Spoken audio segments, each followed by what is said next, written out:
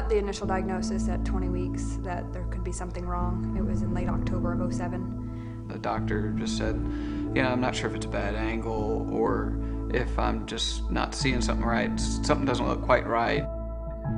For the level 2 ultrasound, they told us it was definitely a complex congenital heart defect. He was diagnosed with double outlet left ventricle, agenesis or absent tricuspid valve, pulmonary stenosis, hypoplastic right ventricle, and an ASD, which is a hole in the top of your heart. There were definitely some emotional times where you break down and just like, oh, how are we going to possibly deal with this? And what we did was we just tried to find out as much as we could about what was going on so we could understand what the doctors were telling us and ask intelligent questions and try to do as much as we could for him, What we do in the management of congenital heart disease is truly a team approach. I mean, it involves numerous other disciplines. And frequently some of our children have comorbidities. They have other things wrong involving other organ systems that need to be addressed too. I think two things that families would fear the most would be a diagnosis of cancer or heart disease. I think families come in shell-shocked. I think they come in terrified. I think that frequently they're presented with this diagnosis sort of de novo and unexpectedly. We try to be very optimistic with them, but while presenting them with a realistic picture of what to expect. You know what the destination is. You know what you want to achieve, but the journey can be arduous.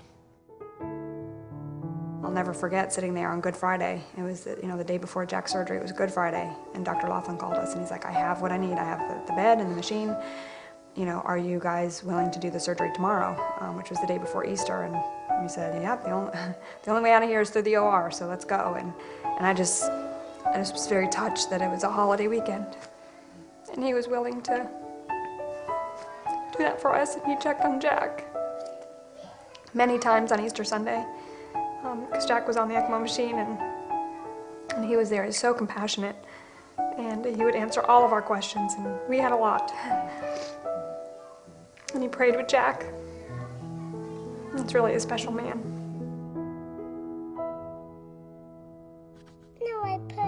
Now it's just been, he's just a normal kid. He's in preschool, and day-to-day life is, he does chores and he takes medicine. And he goes to preschool and we check his heart rate. Jack will be able to set his own limits. He's going to run out of gas a little bit faster than somebody with a normal heart, but otherwise he should just be allowed to function as a normal kid. Well, we definitely know firsthand that research saves lives.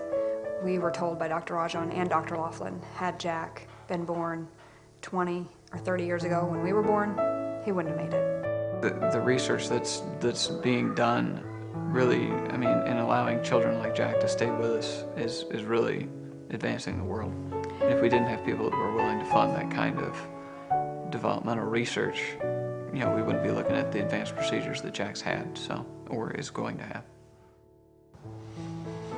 Crucial. Can't do it without it. Research is expensive, but you really have to look upon it as an investment in the future. I think that continuing to try and devise creative ways of dealing with situations that in the past seemed hopeless, I think that the ongoing commitment to the research that I described is extremely important. Always wanting to, push the envelope or think outside the box a little bit is just built into the management of patients with congenital heart disease. We feel like we've been impacted positively by the efforts of the AHA. We're very thankful to the American Heart Association for, funding, programs and projects for kids like Jack. Thank you. Thank you. Okay. I don't know, there's nothing more gratifying than taking something that seems hopeless and getting a simple thank you. So.